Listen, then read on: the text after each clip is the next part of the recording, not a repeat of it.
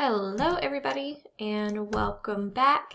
We are going to be wrapping up our Unit 4 content today. So remember, Unit 4 is basically just your typical plate tectonics knowledge.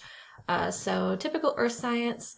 Just a couple of reminders. Number one, you should be checking your email. There should be College Board sent out an email to whatever email you use to sign up for your AP Classroom College Board account, basically confirming your registration for your AP exam. So please make sure that you have that and you've looked at it.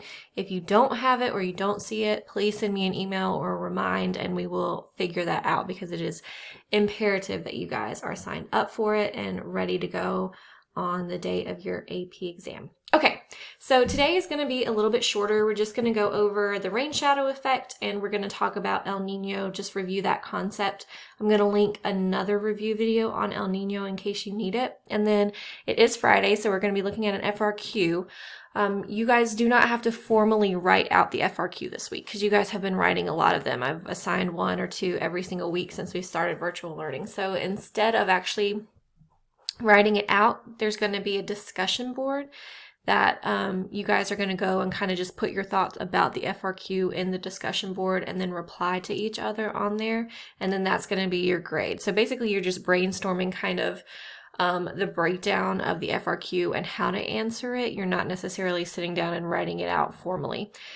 So you guys will pull up that discussion board. You guys will have to post your answer before you can see anybody else's. So I want you to post an answer. The instructions will be in the actual discussion link that will also be in the assignment. And then you need to reply to at least one person.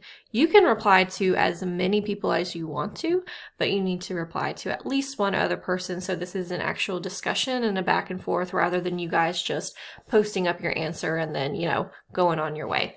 So again, if you get in there and you don't see any replies, it's because you have to post your reply first before you can go back and reply to up here. Okay, so without further ado, let's get started. Let's review El Nino and let's talk about the Rainshadow Effect. Okay, so geography and climate. So weather and climate are affected not only by the sun's energy, so remember that radiation, but also by geologic and geographic factors such as mountains and ocean temperature. So a concept you guys have to be aware of is the Rainshadow Effect. And to be honest, I don't remember us going over this in class. There's a lot of content for us to cover, and really and honestly, there's just no way to hit every single thing. So we're hitting it now, which is good.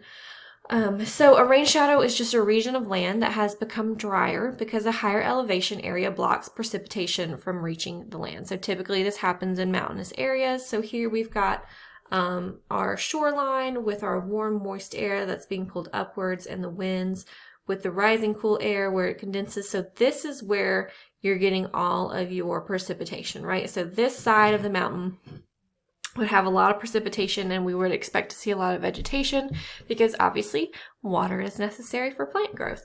But then what happens is because of this elevation, so these winds are not able to push this over this elevation, so the clouds kind of get caught here and they don't really make their way to the other side of the mountain. So there's drier air that falls and then you get something called a rain shadow, which basically means there's no precipitation here. So on the left side of the mountain, we've got a lot of precipitation, we've got a lot of vegetation, you probably see a lot of life on that side. Whereas when you're on the opposite side where the rain shadow effect takes place, you're not going to have as much precipitation and therefore you won't have as much vegetation. So it can also almost be like two completely opposite sides. So if you're looking at it from the mountain, the left side has a lot of life and then the right side would almost look maybe even completely rocky and not so much vegetation because it's just a dry area. There's not a lot of rainfall. So that's basically it. It's an easy concept. Just knowing that there's an elevation and the geographic region actually affects the type of precipitation that's occurring in the area. So let's review El Nino and La Nina really quickly. So remember we talked about this at the tail end of Unit 4. So this is a phenomenon associated with changing ocean surface temperatures in the Pacific Ocean. Okay, this is happening in the tropical Pacific. So if you have an FRQ, which you're going to look at today, it asks you where this occurs. It's the tropical Pacific. You got to be really specific. These phenomena can cause global changes to rainfall, wind, and ocean circulation patterns. Just because the actual kind of like main event takes place in the tropical Pacific, it doesn't mean that we don't see effects everywhere else. We talked about this a little bit, but typically for us in the southern United States, if we're in an El Nino year, we see warmer and wetter winters. So temperatures tend to be a little bit above normal, and also we see a lot more rain. So that's just something to keep in mind. So it does affect global wind and weather patterns. So El Nino and La Nina are influenced by geological and geographic factors that can affect different locations in different ways. So depending on where you are, El Nino and La Nina will have different effects. Now, we're going to talk about El Nino, and then La Nina is just a reverse of El Nino. So La Nina is like a normal year, just ramped up a little bit. Okay, so here is a graphic for us. So we have a normal year, so a non-El Nino year in the top. So here we have our tropical Pacific off the coast of South America, right? So normally you have these trade winds that are pushing currents to the left. Okay, so it pushes warm ocean water to the left towards Australia. Now, when this happens, you have something called upwelling. So the trade winds are pushing the warm weather to the left, and then upwelling happens where nutrients are brought up from the bottom of the ocean to the top. So as we get our warm water pushed out to the left, we've got upwelling bringing cold water and nutrients up to the top, which is off the coast of South America. Now, that's important because those nutrients supply the fish that are in the area. So the fish need those nutrients from the upwelling in order to thrive and be stable. Okay, so that's a normal year. And typically we have kind of calmer weather here, and we've got more disruptive weather over here because this is where our warm water is.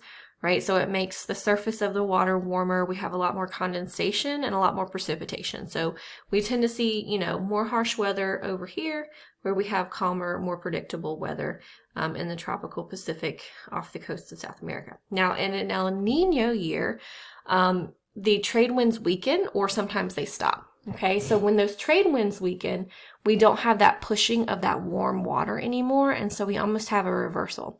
So instead of getting upwelling and having a lot of cold water off the coast of South America, now we have warmer water. Okay, and we kind of, instead of having all this warm water pushed to the left, it's kind of distributed throughout the middle here. So we do see obviously a shift in from, more upsetting weather here to less, where we get more erratic weather because there's warmer water. Also, you see a decrease in the nutrients for fish as well, which is going to be another environmental impact. One of the questions on your FRQ is asking about 2 environmental impacts of El Nino, and obviously, one of them would definitely be the depletion of fish in an area because of the nutrients. Now, you don't want to mention like fishing industry in that particular instance because that would be related to economics, not environmental. And then here you can see in our El Nino year in the United States, we would be predicted to have a warmer winter. Now we're having warmer years all the time because of a little thing called global warming, but in particular, this would be an abnormal warm winter. And then again, La Nina would be the opposite of El Nino, so it's just normal conditions like we see here, except just ramped up. So we would have even more of a push of this warm weather to the left-hand side towards Australia. Okay, and that's pretty much it. El Nino is kind of a tricky topic because there's a lot going on. So once you watch this, there's another video that just reviews it and shows it to you like in graphics in real time. Well, not in real time, but it's a movable animation that you can watch. It's the one that I show in class, so you've seen it before, so it should look familiar. When you get done with that, go ahead and open that FRQ, look at it, think about it, go over it first. You don't have to write anything formally, and then open up that discussion board and complete that. And it won't be due until Sunday night because I know a lot of you guys are busy. Some of you are still essential workers. Some of you are not waking up early in the morning. So I want to give you the whole weekend to get this done. Also, that web quest I assigned to you is pretty lengthy. So as long as you guys have your work into me by Sunday night, it's totally fine. Take a look at the FRQ, take a look at that discussion board, continue to watch those review videos on the College Board website or the YouTube channel, and then make sure you guys have that email. I know there's a lot going on this week, but as long as you guys get ahead of it, you'll be okay. If you guys have any questions, let me know, and I hope you guys have an awesome weekend. I will talk to you on Monday.